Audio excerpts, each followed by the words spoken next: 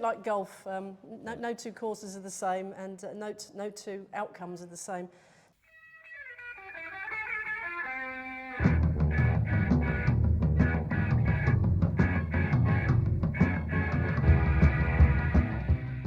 Hello Louise, very pleased to be at South Bed's golf course today, just outside Luton.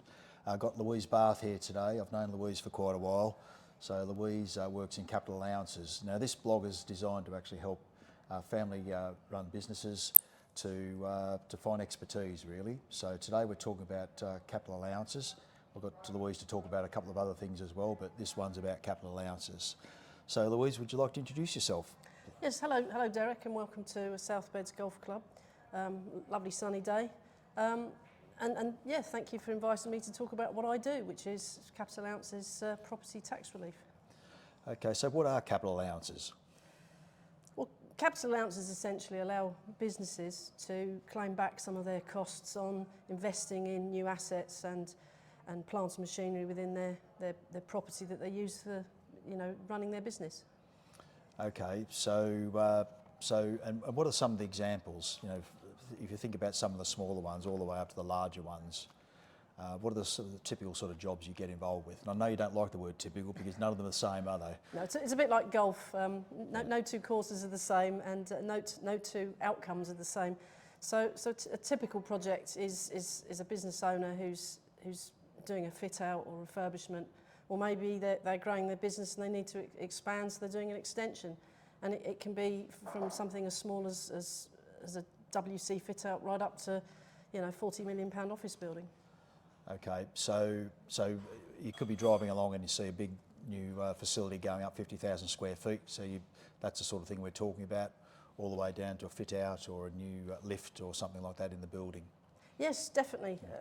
Any business owner spending any money on their commercial property should be looking at the Capital Allowances, whether it's the installation of a new disabled lift, or they are building a new office building because they're expanding their business. Or they might be an investor who are building a commercial property purely to rent out and get a rental income from that. Okay, and what's the actual mechanism? Do you actually get money back from the government, or do you get a reduction in tax?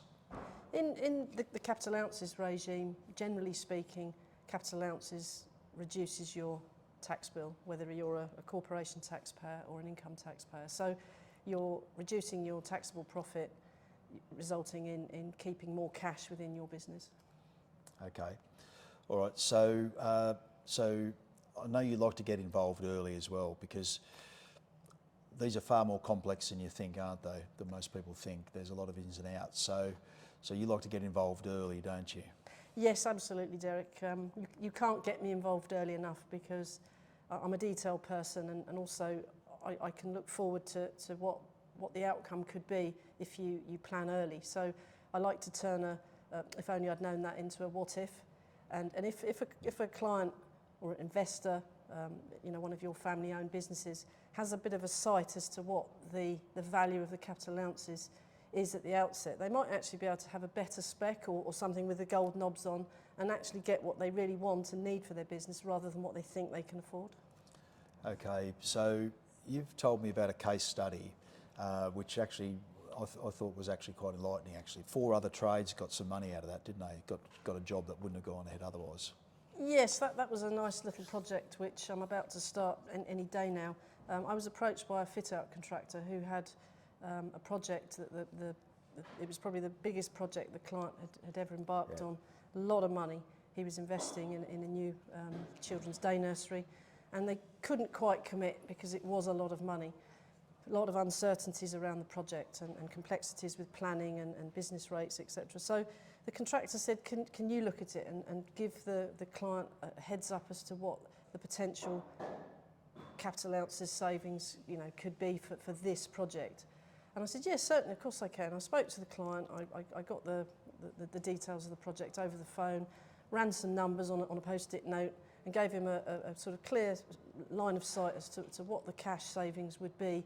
And he was very pleased. He said he'd go away and think about it. And then half an hour later, I got a phone call from the contractor to say he'd been awarded the job and the client was ready to go ahead. And because I'd had that early conversation with the client and listened to his other problems, I was also able to introduce a business rates advisor, and they were able to get quite a substantial saving on their business rates, as well as the capital allowances, and obviously the fit-out contractor got his project as well, and it's just finished, and it's all turned out very successfully, and the client is very happy. I understand a drone pilot as well got Yes, work out of yes, because of the complexities again of the Yeah. project, rather than put expensive scaffolding and cherry pickers up, they got a drone consultant in to look at the roof and its proximity to a train station and the tracks, and yeah, he got a small job out of it as well, and that's just because we all spoke to each other very early on at the tax planning stage.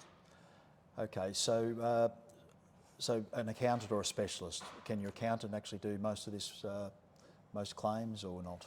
Accountants sometimes have in-house specialists, quite often they don't, and they'll have a go, and they can identify the large big ticket items, you know, like a new piece of IT equipment or an alarm system. But when it comes to, you know, the nitty-gritty of So that's construction another example, work, isn't it? Just standalone equipment, and that's perhaps something you wouldn't get involved with. No, An accountant no, could deal with I very don't need easily. to advise an accountant that he can claim capital allowances on a new lathe. Yeah. But when it comes to radiators and WCs and plant in the boiler room, does an accountant really understand construction and the bricks and mortar of a construction project? Probably not. Yeah, and I think another thing to note here is there's quite a lot of complexity, isn't there? And the rules change quite a lot around capital allowances. Yes, it's been great for us in the capital allowances world. It's been constant change since before COVID, because the government want to encourage people to invest. So they keep changing the rules and the rates, and it's a moving feast, which is good, keeps us all on our toes. But it makes it very complicated for the accountancy profession. Yeah, okay, and I know that you actually work for some accountants, don't you? Because they actually adopt. Yes, I do. Yes, some of the appoint you. accountants have very wisely realised that they don't understand the capital allowances legislation and the complex rules enough, so they bring me in to help as their sort of phone a friend. Okay, look, there's only one Louise, and there's loads of demand around the country for this sort of thing. So how do family-operated businesses actually find an advisor such as yourself? Oh, the million-dollar question. I think ask around, get referrals. You know, who do you know that knows someone that does this? And check people out on LinkedIn. You know, my full bio, CV, you know, my entire sort of 27-year career is there on LinkedIn for all to see. Check your advisors out before you appoint. Okay, good stuff. All right, thanks very much for that, Louise. That's given us a taster anyway for capital allowances, and people, of course, can get hold of you, can they, through your LinkedIn or looking up your website or whatever? As I said, LinkedIn, have a look on there and just pick up the phone and have an informal chat initially and see if I can help you in your project. Top stuff, all right. Many thanks. Okay. Thank Thanks, you. Derek. Thank Cheers. You.